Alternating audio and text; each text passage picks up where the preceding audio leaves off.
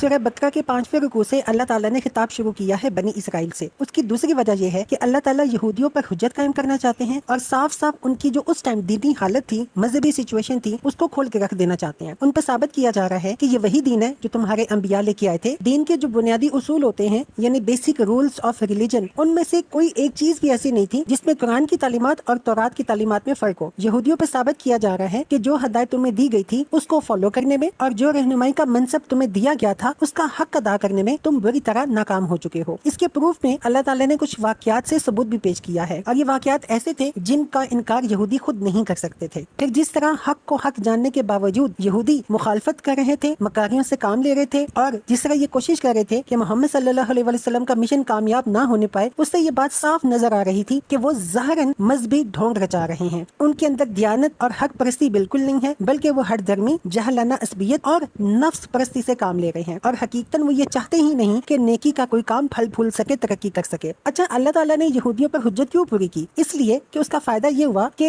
यहूदी कौम के अंदर जो नेक लोग थे ना, उनकी आंखें खुल गईं कि हमारे उलमा तो ज़ाहिरी मजहबियत का एक ढोंग रचा रहे हैं। इसके अलावा मदीने के अवाम पर और जो मुशरिकीन अरब थे उन पर यहूदियों का जो एक रोब दबदबा था, क्योंकि मक्के के लोग अनपढ़ थे और यहूदी पढ़े लिखे थे, वो सारा रोब दबदबा खत्म हो गया। और जब उन्होंने देख लिया कि हमारे तमाम राज फाश हो चुके हैं, यहूदियों की हिम्मतें और हौसले इतने पस्त हो गए, उनका मोराल इतना डाउन हो गया कि वो उस जुर्रत के साथ कभी मुकाबले में खड़े ना हो सके जिस जुर्रत के साथ एक वो शख्स खड़ा होता है जिसको अपने हक पर होने का यकीन होता है। तीसरी वजह यह है कि हमने सूरह बकरा के जो पहले 4 रुकू पढ़े हैं उनमें तो अल्लाह ताला ने तमाम इंसानों को दावत आम दी है और पहले 4 रुकू में तमाम इंसानों को अल्लाह ताला ने जो कुछ भी कहा उसी के सिलसिले में एक खास कौम की मिसाल लेके बताया जा रहा है कि जो कौम खुदा की भेजी हुई हदायत से मुंह मोड़ती है उसका क्या अंजाम होता है। और इसकी वजाहत के लिए तमाम कौमों में से बनी इसराइल को मुंतखब करने, चूज करने की वजह यह है कि दुनिया में सिर्फ यही एक कौम है जो कंटिन्यूसली मुसलसल 4000 सालों से तमाम दुनिया के सामने एक जिंदा नमूना इबरत बनी हुई है। अल्लाह की हदायत पर चलने